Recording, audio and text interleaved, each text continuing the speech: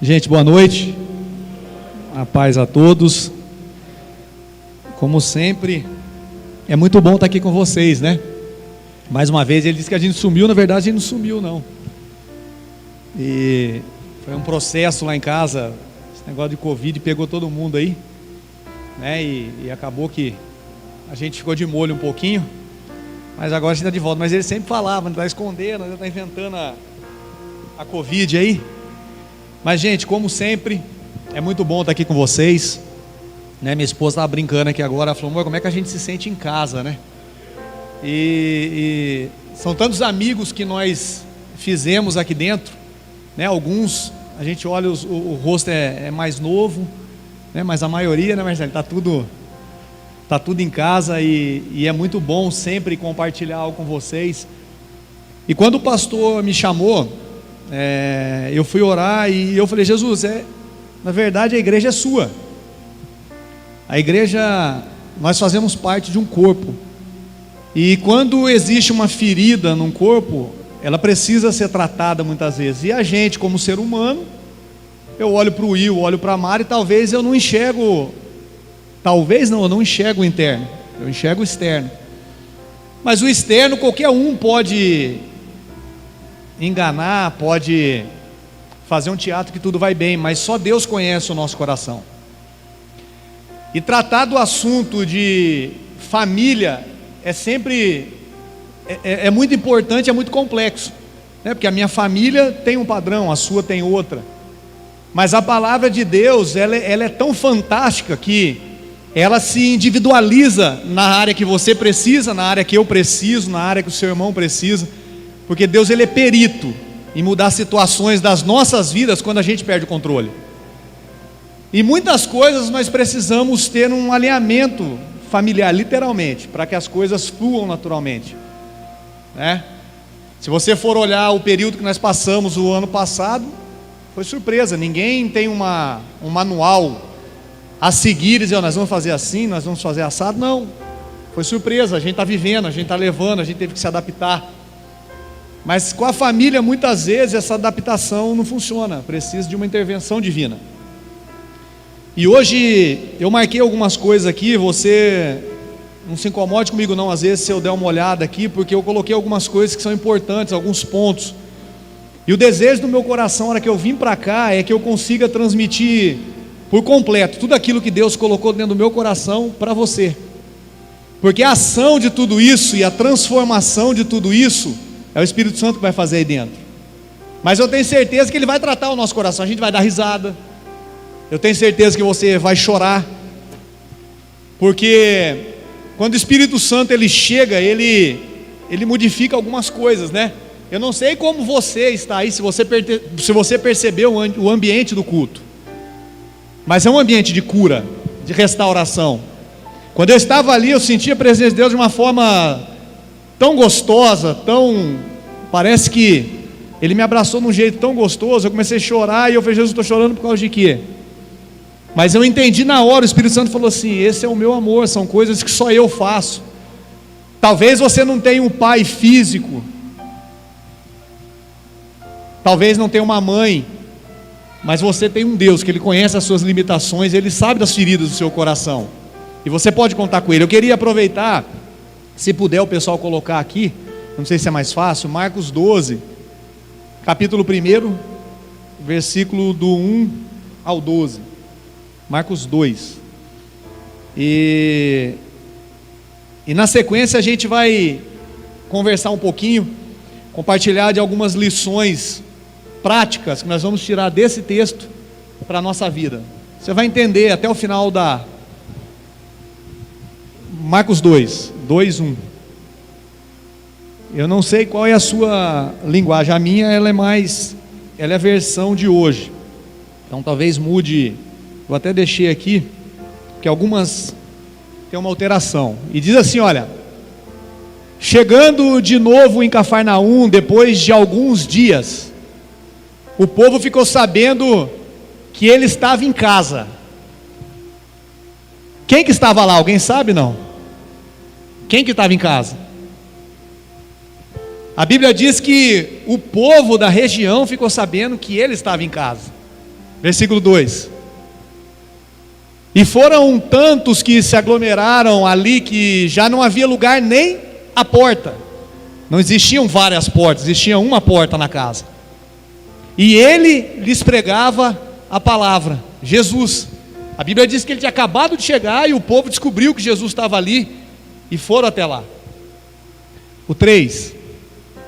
Vieram-lhe trazer-lhe um paralítico e chegando por lá, com 4 homens, carregado, não conseguindo levar até Jesus, por causa da multidão, removeram parte da cobertura sobre o lugar onde estava Jesus, e por essa abertura no teto, baixaram a maca na qual se achava deitado o paralítico. Só que tem algumas versões que diz que ele abriu um buraco no teto, e a gente para pensar muitas vezes, a gente não entra na história para imaginar como foi a cena. Você imagina, chegando aqui, essa igreja transbordando de pessoas, aí chega talvez um doente, um paralítico, eles não conseguem entrar nessa casa, nem com licença, nem empurrando, nem por baixo, nem de maneira nenhuma.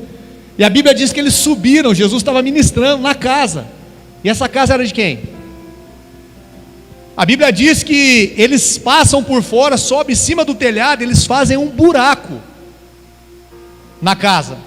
Agora você imagina a gente aqui nesse momento, a gente ministrando, todo mundo aqui prestando atenção, de repente abre um buraco, aquela pozeira caindo, telha, e a gente pensa que é como se fosse as telhas paulistinhas hoje, a gente arranca bonitinho, não faz bagunça, não faz barulho, não. Aquela época me fugiu o nome, não era betume, que era nas paredes, tinha um nome que era feito nas paredes, que era a mesma coisa que era feito o telhado, aquilo ali fazia uma pozeira e um barro, e Jesus continuou ministrando. E a Bíblia diz que eles desceram com Jesus, com um paralítico até Jesus, versículo 5. Observando a fé deles, a Bíblia, algumas versões diz, e vendo a fé deles, declarou Jesus ao paralítico: filho, perdoados estão os seus pecados. É engraçado como é que Jesus vê a fé de alguém. Jesus enxerga coisa que nós nem conseguimos enxergar. Ele vendo a fé. Como que é a fé? Jesus enxerga fome, Jesus enxerga tristeza, Jesus enxerga tanta coisa dentro da gente que a gente como ser humano não enxerga. E a Bíblia diz que Jesus olha para ele e fala assim: perdoado estão os seus pecados. Mas qual foi o propósito daqueles homens de chegar até aquela casa? Foi para perdoar pecado?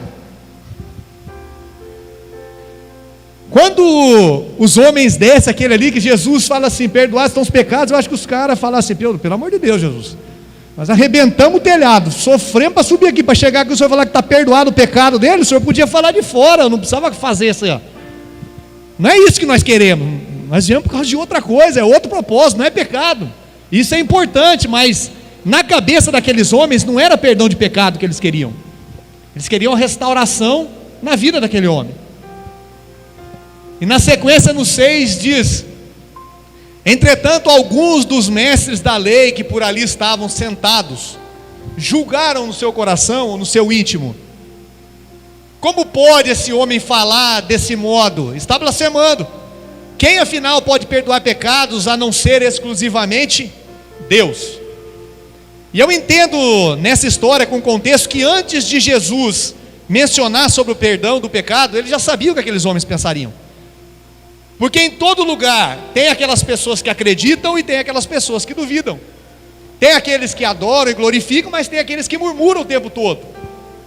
Dentro de toda casa existe isso. Talvez dentro da sua casa é assim. Existe aquele que acredita demais e aquele que acredita pouco. Mas Jesus, vendo a fé deles, e na sequência os fariseus perguntam, e Jesus imediatamente percebeu em seu espírito que era isso que eles estavam murmurando, e questionou: por que vocês cogitam desta forma em vossos corações? O que é mais fácil dizer ao paralítico: estão perdoados os teus pecados? Ou falar para ele: levanta, toma a tua cama e vai embora andando? O que é mais fácil? Todavia, para que saibais que o Filho do Homem tem na terra autoridade para perdoar pecados, dirigiu-se ao paralítico e disse: levanta, toma a tua cama e vai para a sua casa. Mas é engraçado, né? Por que Jesus, em todos os casos que nós fomos olhar, quando Jesus curava o paralítico, ele falava o quê? Toma a tua cama e vai para a sua casa. Por que Jesus manda os paralíticos levarem aquilo que eles carregaram, talvez para pedir esmola, como sinal de sofrimento, aquilo que trouxe dor? Toma a tua cama e vai para onde? Vai para a casa do vizinho. Não, vai para a sua casa. No 12, para a gente encerrar, ele diz assim: então se levantou e no mesmo instante, tomando a sua maca ou a sua cama, saiu andando na frente de todos, que estupefatos ficaram de boca aberta, glorificaram a Deus e exclamando: nunca vimos nada semelhante a isto.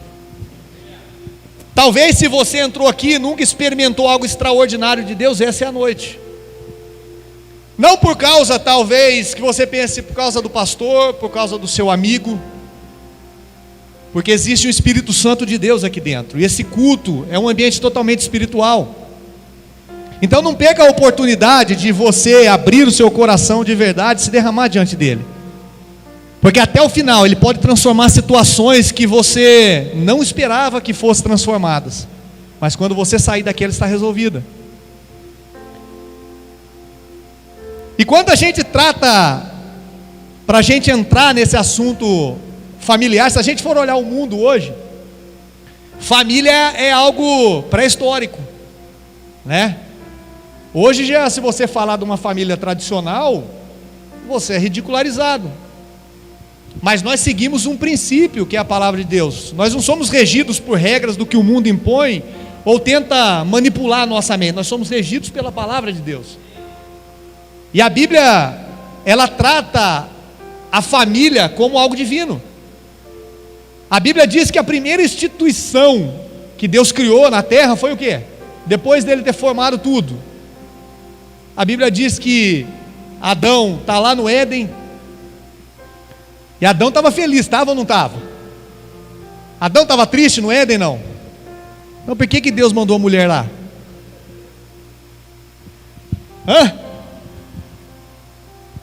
Adão estava felizão da vida, estava muito bem resolvido, e eu acho que Deus olhou para ele e falou assim: você está muito felizinho, caboclinho, eu vou mandar uma mulher para a sua vida, para você ver o que é alegria de verdade. E a gente brinca, e a Bíblia conta que Deus institui a família, e vem a mulher que é o maior presente que nós temos. Só que dessa junção saiu alguns problemas. E a Bíblia diz que na sequência Eva come do fruto, dá para Adão, e Adão, quando Deus chega no jardim, sempre na viração do dia, e eu entendo uma coisa muito importante aqui: não foi o pecado que separou o homem de Deus, porque Deus, ele continuou na rotina dele. Na verdade, a nossa vergonha em não confessar nos afasta de Deus. Porque a Bíblia diz que na viração do dia, Deus chega até o jardim, olha, tudo tranquilo, cadê os dois? Deus sabia onde eles estavam, sabia o que tinha acontecido. E vocês conhecem a história. Então quando a gente trata de família, a gente volta no início para a gente entender hoje. A família sempre será uma instituição divina. Não desista da sua, dependendo da situação. Ah, pastor, mas ela é muito diferente de mim. Talvez vocês nunca vão ser iguais. E se Deus quisesse que você fosse igual, ele tinha te feito o gêmeo dela. Mas como não pode casar, ele fez o que é diferente. Então, o que eu quero trazer aqui nessa noite, eu não quero entrar muito nessa questão teológica, na exegese bíblica, deixar para o pastor militar fazer isso, de explicar o texto, até porque eu nem sei o que é exegese, né? Então vamos deixar as coisas rolar. Mas o interessante do que a Bíblia diz, que a gente, tirando daqui, nós vamos compartilhar algumas coisas importantes, para a gente falar sobre casais e relacionamento. Quando Jesus manda ele sair, como eu disse no início, pega a tua maca e vai embora. Ele sai, vai embora. Chegando na casa dele, ele coloca a maca ali, talvez deixou de cantinho, talvez guardou em algum lugar para não se lembrar. Mas por que Jesus fez isso e fazia isso com aquelas pessoas? Você sabe dizer, não? Por que ele fez isso? Para gerar no coração dele um memorial de gratidão.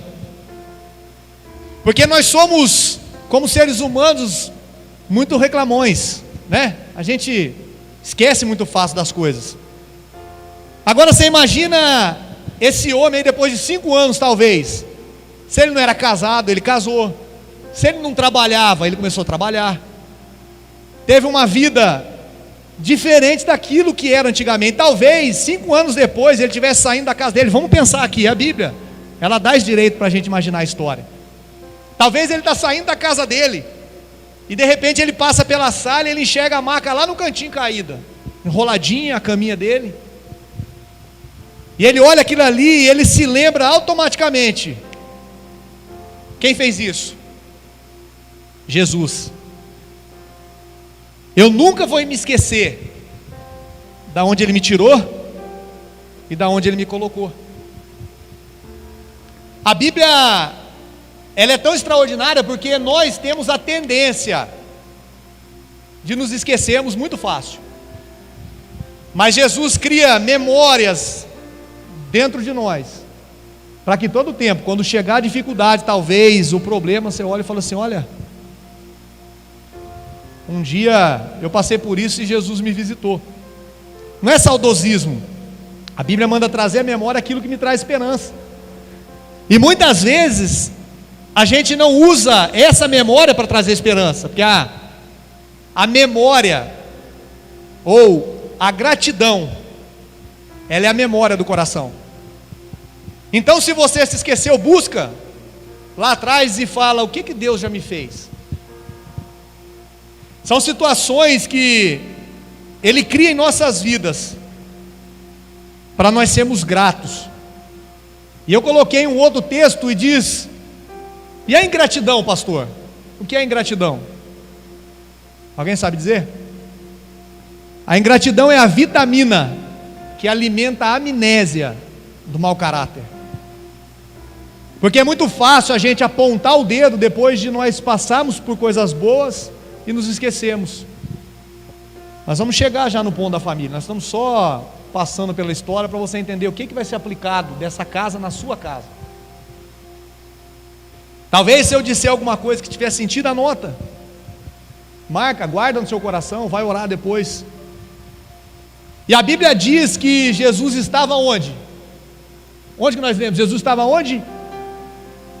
Onde Jesus estava, gente? Em casa. E essa casa era de quem?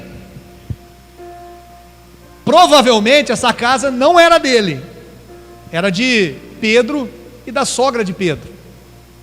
Porque a Bíblia diz que o filho do homem, ele não tinha onde reclinar a cabeça.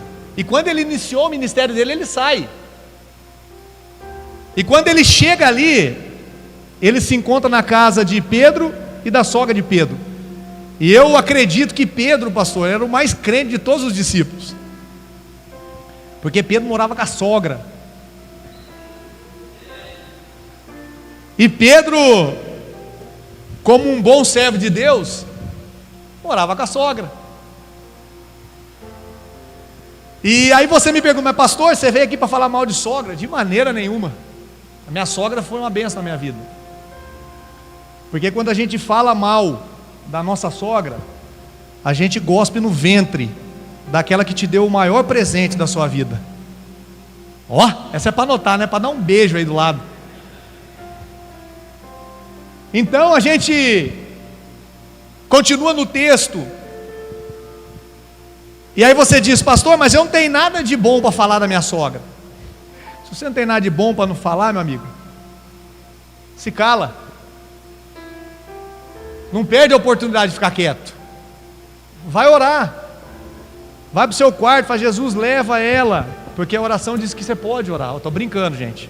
Até parece, está repreendendo em nome de Jesus. Mas a gente, brincadeiras à parte, a Bíblia diz que você pode tirar o seu corpo da cena e entrar no seu quarto e orar, para buscar estratégias e situações de que você vive, talvez sem esperança, sem recurso, talvez que você precisa, desabafa com Ele, porque Ele sabe aonde te encontrar, Ele tem seu endereço. Mas o engraçado é que Jesus escolhe a casa de Pedro.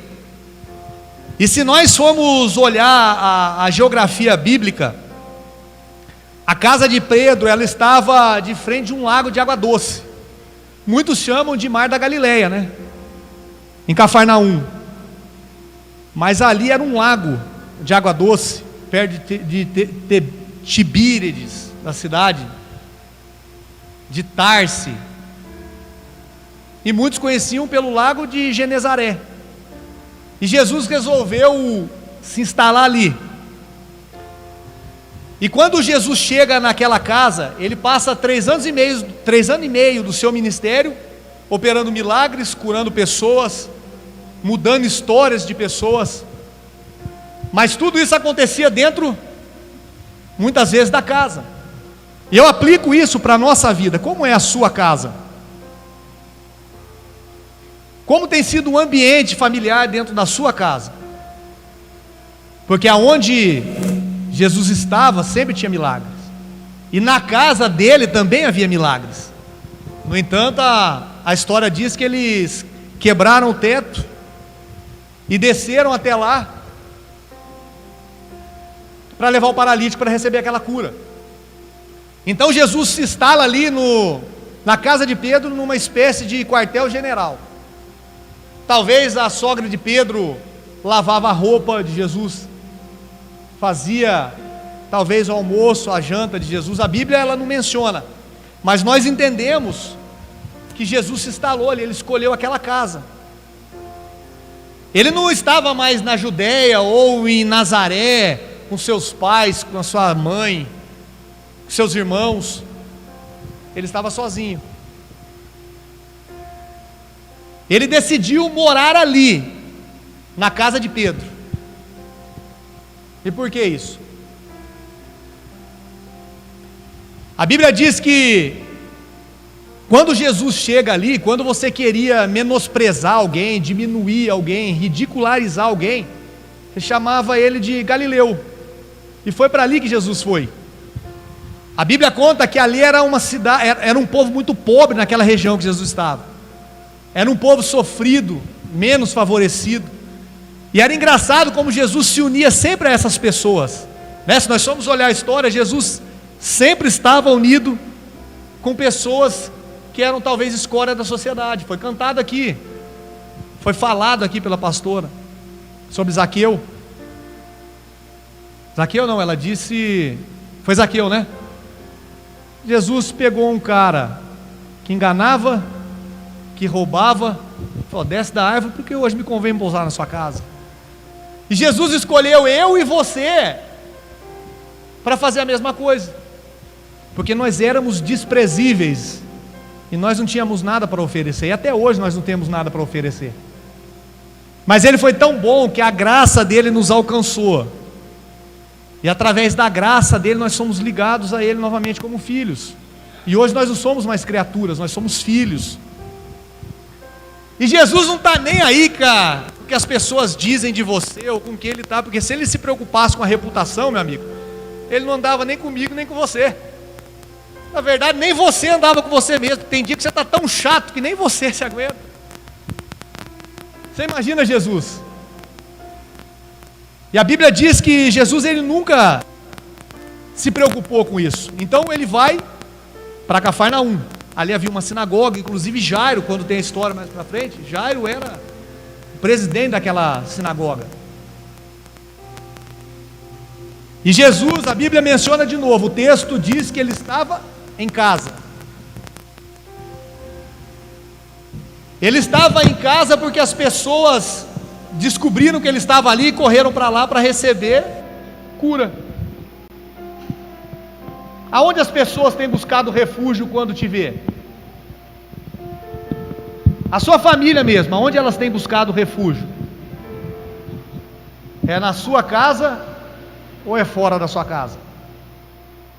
Nós entendemos, e isso aplica para as nossas vidas, que dentro da nossa casa é um ambiente de milagre. A nossa casa, ela tem que ser um pedacinho do céu.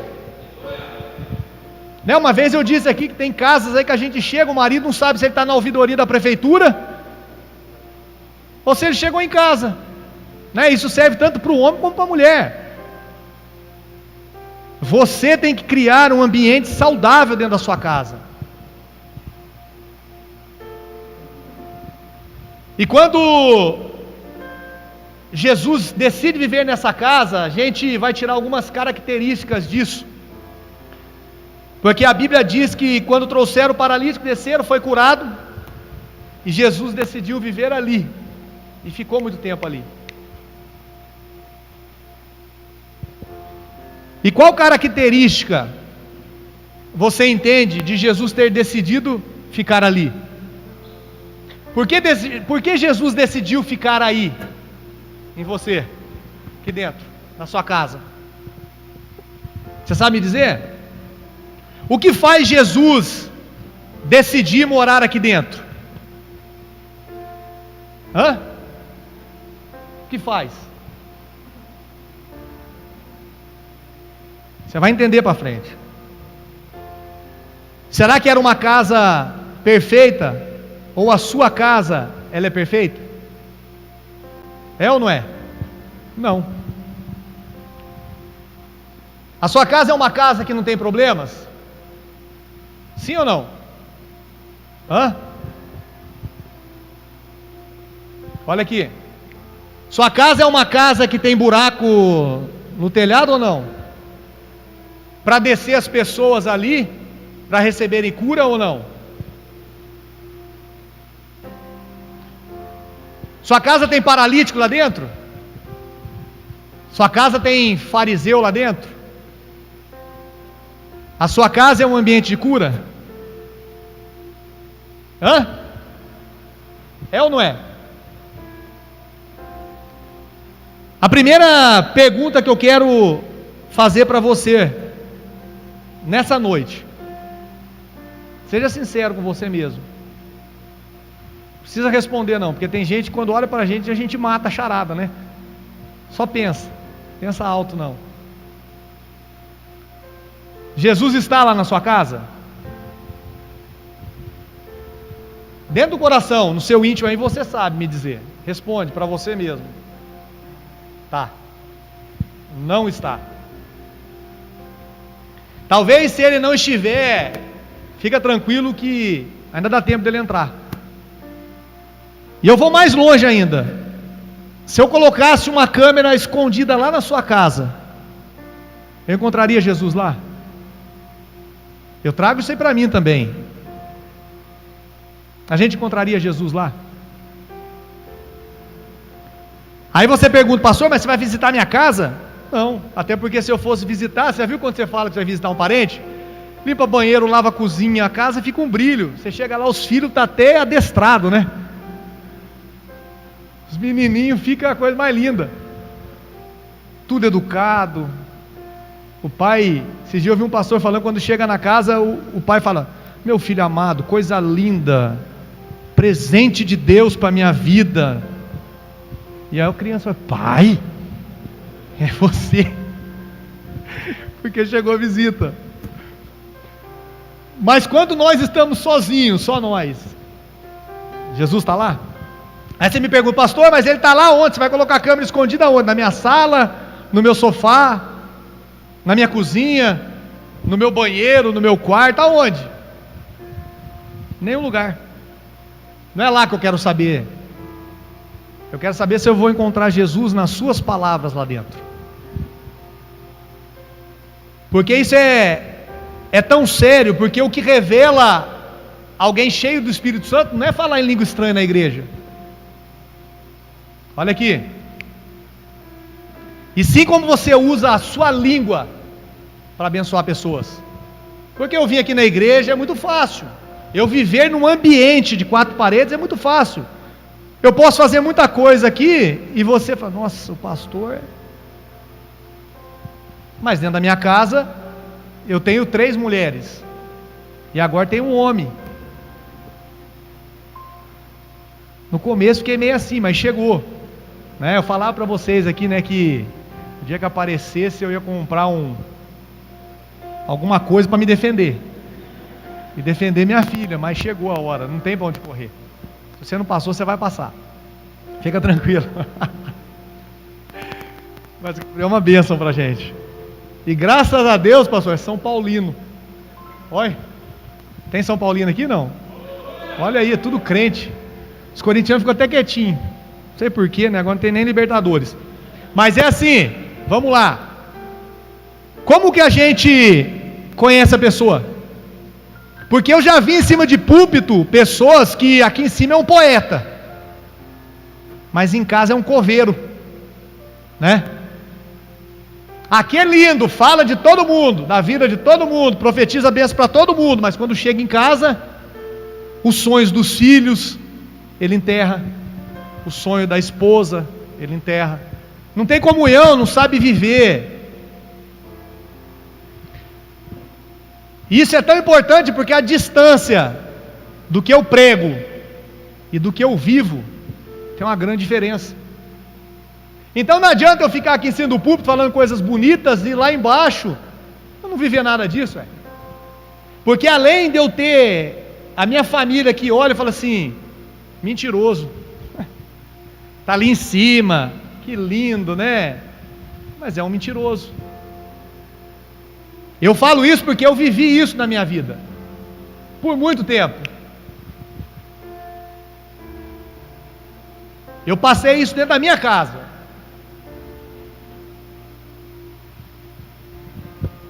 Fazia tudo para todo mundo, mas quando chegava para os filhos, sempre de lado. E isso foi gerando, na verdade foi criando uma raiz de amargura no meu coração. Depois eu afastei da igreja, me envolvi com droga. Depois Jesus teve misericórdia, me resgatou, me curou. Mas eu vivi isso dentro da minha casa. E só quem passa isso dentro da família sabe dizer como é ruim.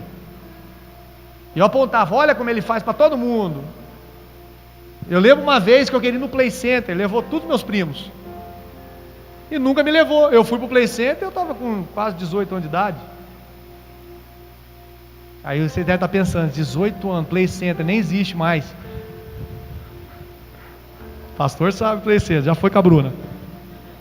Então, a gente vive coisas que às vezes a gente prega coisas que a gente não vive, porque pregar hoje é muito fácil. Você vai no YouTube, você pega uma pregação lá, decora ela, vem aqui, pá!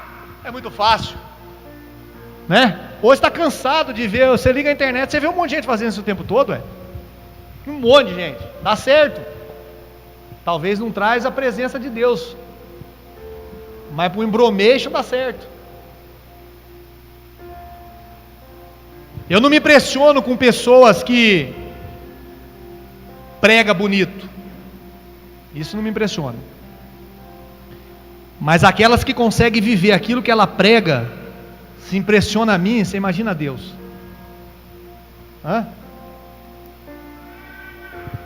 Antes de se preocupar com aquilo que você não entende da Bíblia, começa a se preocupar com aquilo que você entende e não pratica.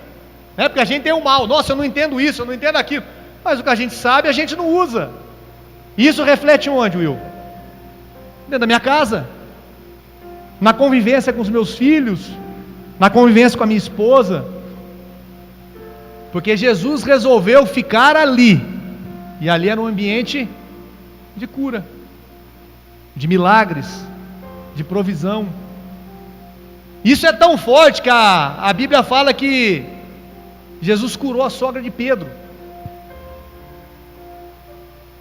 Tem um ditado aí que diz aí fora que santo de casa não faz milagre, né? Graças a Deus a gente não precisa de santo, a gente é filho do maior santo que esse mundo já viu na história, que é Jesus. É Ele que cuida do nosso coração. Então você não precisa entender tudo, não se preocupa com isso não. Pensa só naquilo que você sabe e muitas vezes não pratica. Porque o que muda a sua vida não é o que você fala, mas é o que você coloca em prática, né? Então a gente volta lá na câmera agora. Por isso que eu te disse da câmera. Se eu colocar uma câmera lá, o que nós vamos encontrar? Como a gente pensa, sempre tudo muito organizado, tudo muito arrumadinho. Só que a única coisa que a gente não consegue manter por muito tempo em um relacionamento, o que é? Você sabe não? Reputação. Porque a reputação ela pode funcionar para os de fora, mas para dentro de casa não. Sabe por quê? Porque a sua esposa te conhece, o seu marido te conhece, os seus filhos te conhecem. Então a reputação ela é para os de fora, mas dentro da sua casa você revela quem você é, e não tem enganação, meu querido. Agora vamos trazer isso para a nossa vida espiritual. Você imagina Deus olhando lá de cima. No momento que eu estou sozinho, a gente vive como se fosse uma espécie de Big Brother. Não essa porcaria que passa aí hoje, mas o tempo todo a Bíblia diz que todos os dias nós somos levados ao matadouro como ovelhas. E eu costumo montar na minha cabeça uma cena, é muito simplista, mas eu lembro que eu aprendi isso quando eu era criança na escola dominical. E a professora dizia assim: olha, todo dia que você acorda, você é levado, pensa no Coliseu. E eu pensava naquele negócio, gladiador matando, aquela doideira. E ela falou assim: pensa de um lado os anjos e do outro lado os demônios. E todo mundo te vendo ali, um torcendo para você errar e o outro torcendo para você acertar. E no centro Deus. O meu caráter eu revelo nessa hora que eu estou sozinho, pastor. Porque a hora que ninguém me vê, aonde meu dedo vai? Aonde a internet vai? Aonde os meus olhos vão? Nós somos seres humanos. Nós somos falhos. Mas isso não me exclui de buscar a presença de Deus e fugir dessas coisas todos os dias. Tem muita gente que reclama do casamento. Ah, pastor, você não sabe como é minha esposa. Foi você que escolheu. Devia ter escolhido antes de casar. Depois que casou, abraça que é tua, Tafarel. Mas por ter às vezes essa incompatibilidade, muitos casamentos hoje no mundo têm se destruído. Hoje nós vivemos uma geração descartável. As pessoas não deu certo, vai para outro, não tem problema não. Hoje na igreja pode tudo. Tem igrejas aí hoje que não se prega mais a palavra, mas o importante é ir cheio, vamos lá. Você que separou por qualquer coisa, vem aqui, casa de novo. O cara casa 30 vezes. Você pega a Gretchen aí uma vez e disse que era crente. Quantos anos a Gretchen tem? Eu nem sei. Quantos casamentos ela já teve? E dizia que era crente, está na igreja. Então, eu te digo uma coisa: o casamento ele não muda ninguém não. Na verdade ele vai mostrar a sua fragilidade, a sua e a dela. E aí dentro da sua casa cabe o que? Você convidar Jesus. Porque tem muita gente que diz assim: casei para ser feliz. Eita. Vamos chegar nesse ponto ainda aqui. Ei, pensa aqui comigo. Talvez você está aqui hoje e você pense assim: o que eu ando fazendo dentro da minha casa? Eu já bati na minha esposa? Eu sou viciado em pornografia? Eu maltrato os meus filhos? Eu falo palavrão? Ei, ontem eu encontrei um casal de amigo nosso, crentes, mas nem meu irmão que está desviado fala palavrão igual ele.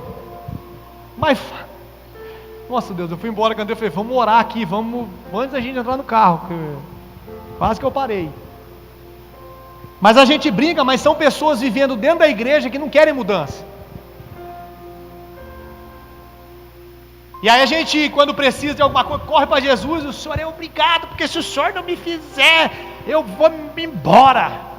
Se o Senhor não fizer até meia-noite, 1:01 eu dou meu jeito, eu nunca mais piso na igreja.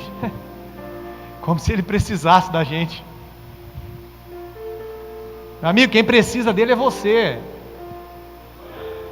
Sem Ele você não vai chegar a lugar nenhum. Você pode até viver sem Ele, mas quando você fechar o olho aqui, para baixo, 7 palmos abaixo da terra, você fecha aqui, você vai abrir algum lugar. Ah, meu filho, aí você partir sem Ele vai ser um problemão. Vai ser um problemão. O pior não é isso, o pior é a gente se enganando dentro da igreja e partir nessa hora sem Ele. Porque eu entendo que a salvação, eu lembro quando eu era criança, pastor, vou falar algo muito particular. Eu cresci na Assembleia de Deus. E assim, a gente cresceu, eu acreditava assim, eu acordava às 7 horas da manhã, eu estava indo para o céu. Dava 8 horas na escola, eu já estava indo para o inferno. Aí eu ia lá para a escola, eu lembrava de Jesus, pedia perdão, estou voltando para o céu. Aí eu estava indo para o inferno de novo, eu ficava assim, porque era um alto e baixo. Tem gente que pensa que a salvação é assim, né? Hoje eu estou no céu, estou saindo do céu. Não, meu amigo. O que te tira a salvação é o pecado. Porque a Bíblia diz assim, olha, e por se multiplicar a iniquidade, o amor de muitos se esfriariam. O que é iniquidade? É aquele pecado que cauterizou o seu coração. Você sabe que é errado, mas continua fazendo. Ah, belezinha, hein? Bom, vou tomar banho, vou usar o banheiro. Antes do banho. Aí está aqui, ó. Meu Deus. Vem, pastor. Isso aqui te leva a lugares que pessoalmente você não iria. Mas também te afasta de Deus de uma maneira muito rápida. Então saiba usar. Pastor, o que eu faço agora? Pede perdão. Talvez se você não tem controle, tem um pastor aqui, tem os obreiros aqui, você tem uma casa que pode te ajudar, te servir, busque ajuda enquanto é tempo. Não espera a corda arrebentar para você correr, porque aí às vezes não dá tempo. É o que muita gente faz. Eu cuidei de casal com a minha esposa há muito tempo. As pessoas chegam na última do segundo tempo. Aí que o negócio não tem mais jeito para resolver, aí joga na cola do pastor. O pastor sabe o que faz, não faz. Porque se a esposa ou o esposo não decidir perdoar e seguir em frente, meu querido, tem coisa que nem Deus vai fazer. Você tem o livre-arbítrio, você tem escolha. E Deus respeita isso. Então busque enquanto é tempo. Tudo que você faz na frente dos outros, é engraçado que a gente pensa assim, a minha esposa, ela não se impressiona com nada que eu faço na frente dos outros. Desde que eu vivo isso dentro de casa. Aí ela fala, amor, foi tão lindo hoje. Nossa, eu não vou falar o que ela fala para mim, gente. Não, você vai querer abraçar sua mulher, beijar aí também. Mas foi tão lindo hoje. E Deus me deu, não é igual eu não, viu? Não pensa que é não. Você olha aquela coisinha linda ali, ó. Você não imagina o que está por trás daquilo ali. Ó, já está ameaçando, apontando o dedo lá, ó. Porque somos diferentes. Mas a gente entendeu. Eu vi uma história uma vez, e um texto do Billy Graham, ele diz assim, olha, para que uma união dê certo, ela precisa da junção de 3 pessoas: Deus, você e a sua esposa. Então eu entendo que tudo se resume aonde? Em Deus. Quer ter sucesso no casamento? Ó, ele está tentando 2 horas bater fora de mim, eu vou ficar aqui, ó. Pegou não? E aí, tudo se resume em Deus. Tudo se resume em Deus. Numa casa sadia, numa casa que tem cura, numa casa que tem milagres. Porque tudo acontece lá dentro. Aí você volta naquela conversinha, eu marquei aqui, pastor, eu casei, mas não sou feliz. Você não casou para ser feliz, meu amigo. Porque o casamento, ele, como eu disse, ele revela as nossas fragilidades. Mas juntos, como casal, nós vamos caminhando até Cristo. Eu sempre digo isso nos casamentos que eu faço, pastor, todas as vezes. Meu amigo, você não casou para ser feliz ou para fazer ela feliz? A gente sempre perguntava, né, mãe? Você quer casar para quê? Não, quero casar para fazer ela feliz. Ô, divino, o cara é a quarta pessoa da Trindade. Porque aí você pensa assim, se ela estiver triste, Will, se a Mari estiver triste, você consegue dar alegria para ela? Não. Talvez se morrer um ente querido da sua esposa, você consegue trazer alegria para o coração dela? Mas nunca. Mas o Espírito Santo ele consegue. Então eu casei para refletir Cristo dentro da minha casa. Aí sim, eu vou ter um ambiente de felicidade. Aí sim eu tenho um ambiente de felicidade. Porque quando eu reflito Cristo, eu digo o quê? Eu sou igual a Ele. Eu vivo como Ele. A minha vida é dele. E o relógio não para, está correndo aqui. Você quer ser feliz, meu querido? Te dar uma dica, se você não casou. Compra um cachorrinho e vai morar com ele. Porque o cachorro, quando você fica bravo com ele, se ele te irritar, você cata ele, joga ele pro quintal, né? Deixa ele preso, você vai aprender, bota a ração lá e deixa ele 2 dias lá, ou prende ele no porta-mala, volta daqui 2 dias, quando você abre o porta-mala, ele pula no seu pescoço, ele te lambe, é uma alegria que só. Agora faz isso com a sua esposa, prende ela no porta-mala, tenta fazer alguma coisa para você ver, você não sobra nem para contar a história. Então quer ser feliz? Compra um cachorro. Agora você quer ser pleno dentro do seu relacionamento? Convida Jesus. Quer ter plenitude, viver aquilo que a palavra de Deus diz? Convida Jesus. Porque Ele sim pode mudar a sua história.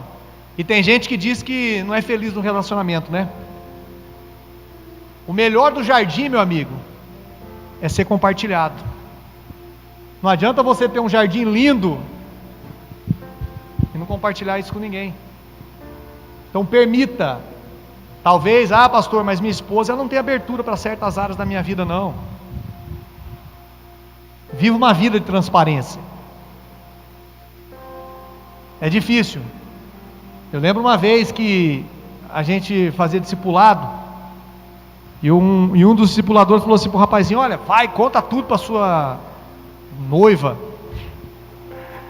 O cara foi lá, voltou lá na época que ele nasceu, desde quando ele saiu um embrião, e foi contando para a menina. Quando ele finalizou, falou assim: fica com Deus, não quero mais você não, isso aí não é para mim não. O cara revelou coisas da vida dele que era passado, nem Deus queria mais saber daquilo. Mas eu estou dizendo aqui de intimidades, de você abrir o seu coração para que a esposa ela pise dentro do solo e consiga te ajudar em algumas situações, de coisas que nós falamos aqui. Porque você só vai ter um propósito multiplicado quando você tiver alguém para compartilhar com ele. Aí você vai ter plenitude, porque Deus está ali e eu compartilho. Então viva isso. O casamento é coisa boa. Tem muita gente que fala assim: pastor, mas a química acabou, né? Aí olha para os outros: não, pastor, minha química com aquela mulher lá, bateu, mas com a esposa não. Aí você vai perguntar: pastor, não tem mais jeito, não tem mais prazer, não tem mais química. E quem disse para você que você vive por química ou você vive por prazer? Quem foi que te falou?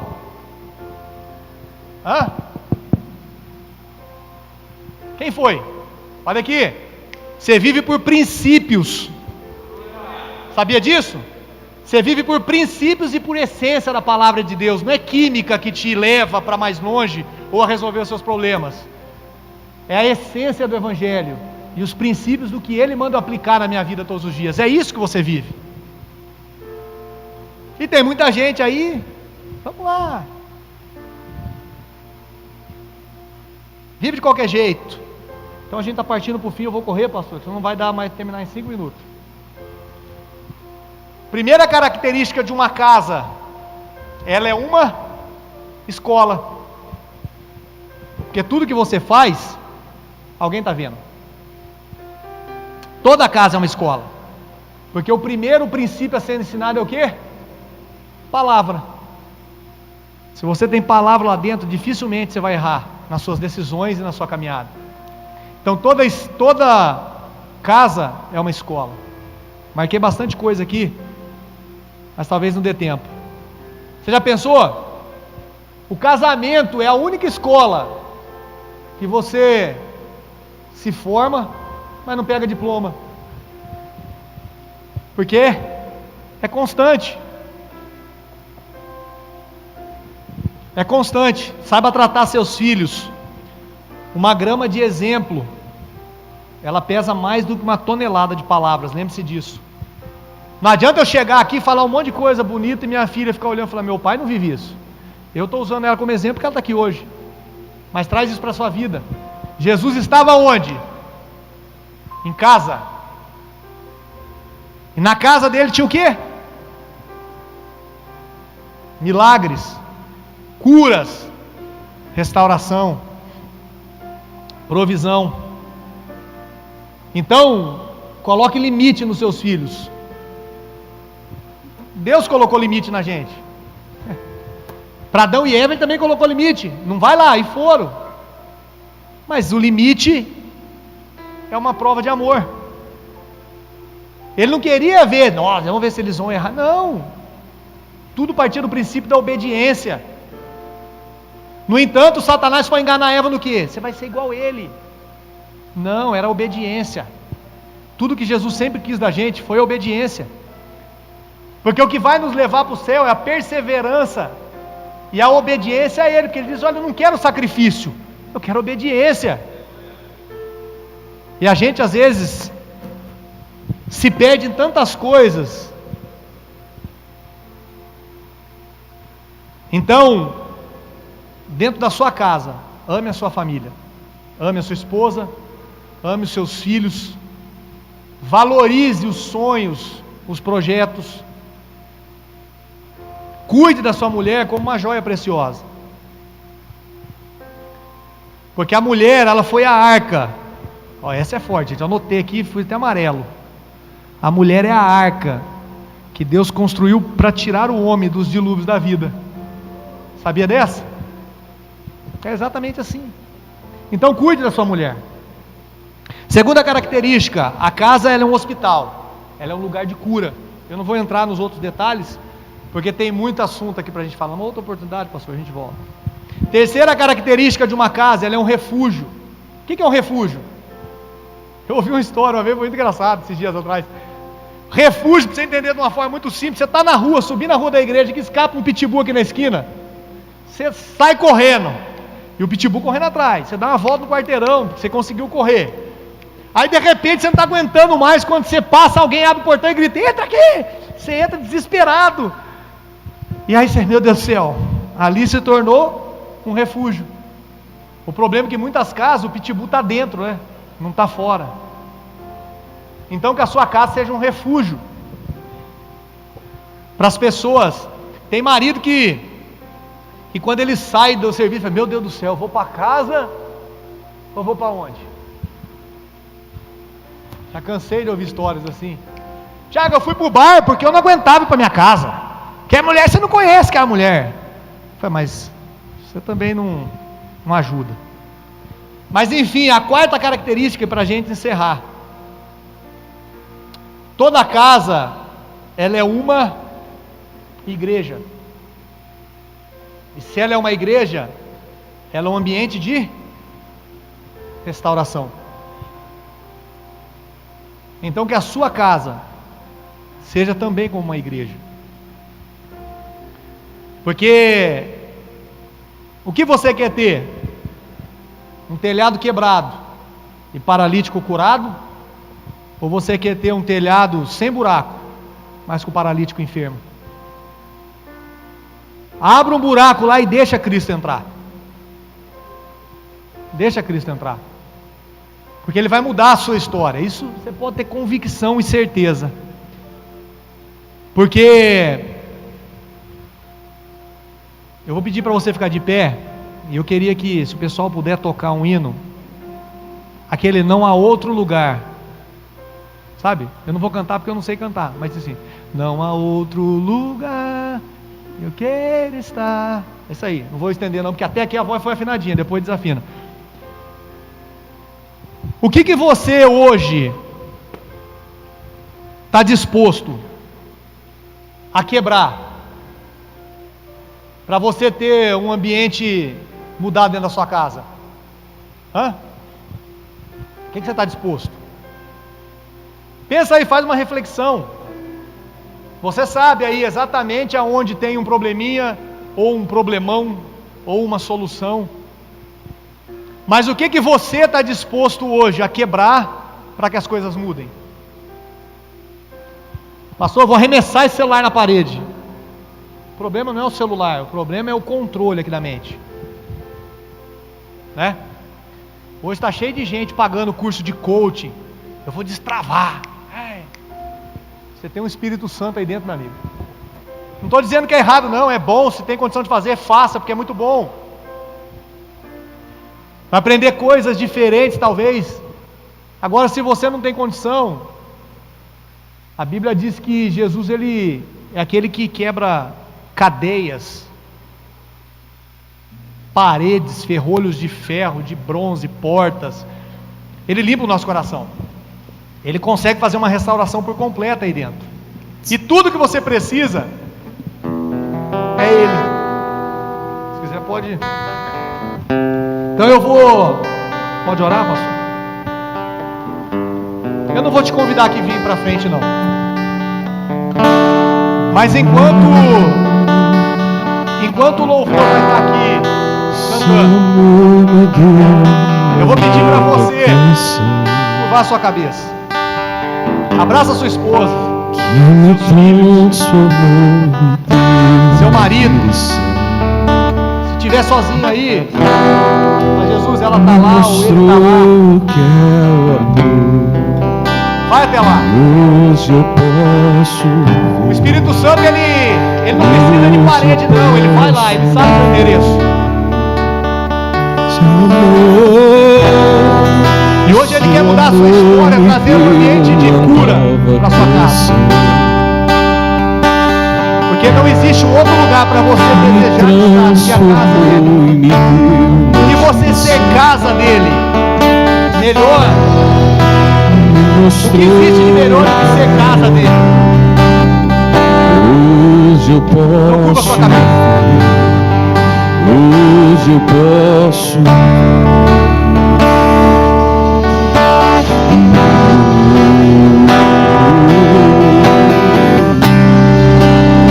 Pai, eu quero apresentar a Ti, Senhor, as nossas vidas nessa noite, Pai. Os Seus filhos que aqui estão, Senhor, o Senhor conhece as nossas limitações. O Senhor sabe onde se encontra, Senhor, o problema. Nós queremos ter um alinhamento familiar nessa noite, Pai. Eu não sei o que foi dito nas ministrações passadas, mas eu sei que o Senhor estava aqui. E o Senhor veio há dias trabalhando no coração dos seus filhos. Espírito Santo, que o Senhor encontre sono fértil aí nessa hora, agora. Que a palavra seja individualizada. E hoje eu posso ver. Hoje eu posso ver.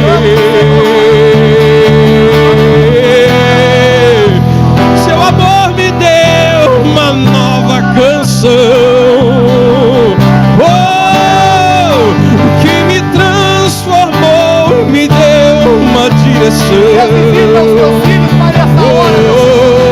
Me mostrou o que é o amor. Hoje eu posso ver. Hoje eu posso ver. Alianças que foram quebradas, Pai, não há outro lugar. Alianças quebradas contigo. Queira estar. Espírito Santo, nos visita nessa hora. Guarda o nosso coração. Palavras de vida. porque não precisamos há do Senhor, outro Pai. lugar É no nome de Jesus, Senhor, que te onde pedimos. eu queira Em estar. nome de Jesus. Se só tu tens, declare, as palavras de vida, não há outro lugar onde eu queira estar. Se só tu tens as palavras de vida, não há outro lugar onde eu queira estar. Se só tu tens as palavras,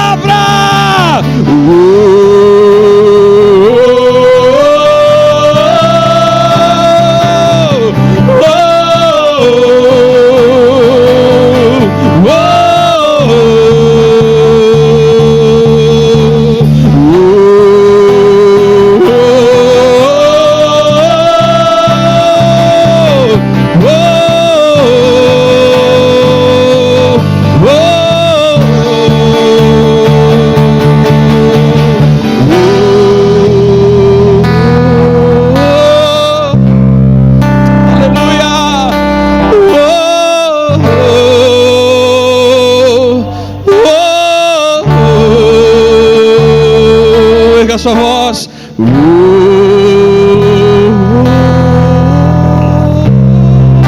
Sim.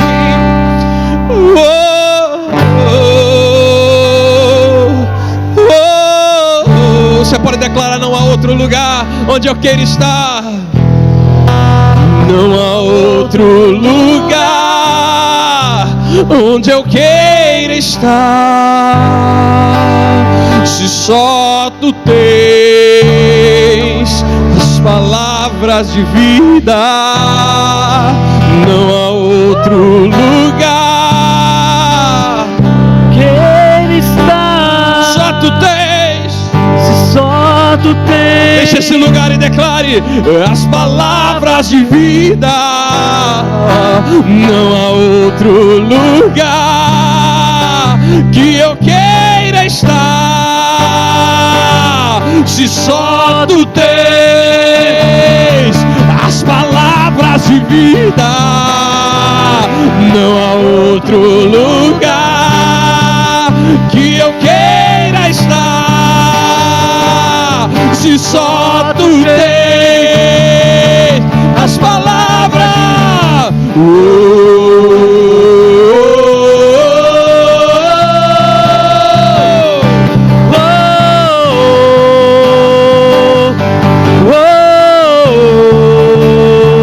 Espírito Santo,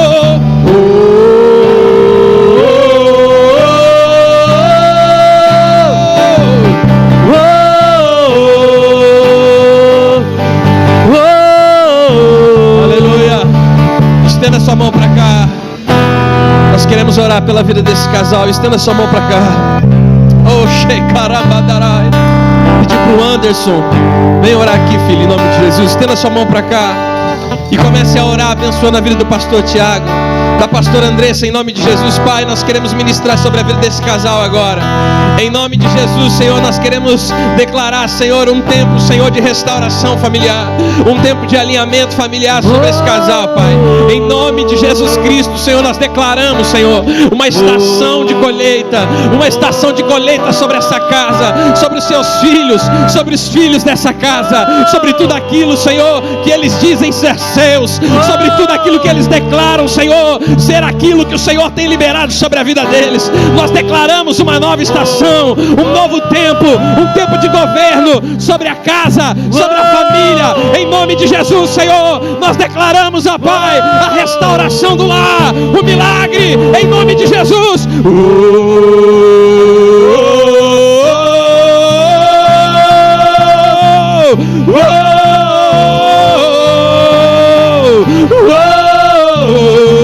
Não há outro lugar, não há outro lugar.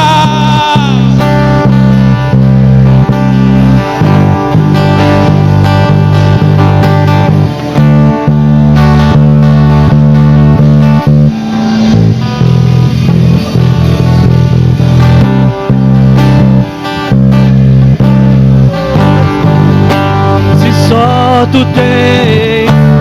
Suas vozes, não há outro lugar, não há outro.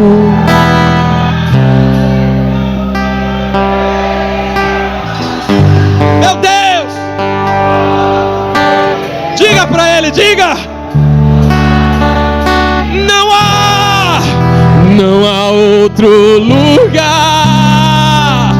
Porque Ele está, se só tu tens. Você pode aplaudir ao Senhor Jesus nessa noite. Exalte ao Senhor Jesus nesse lugar, nessa noite. Aplauda ao Senhor Jesus com alegria. Celebre ao Senhor.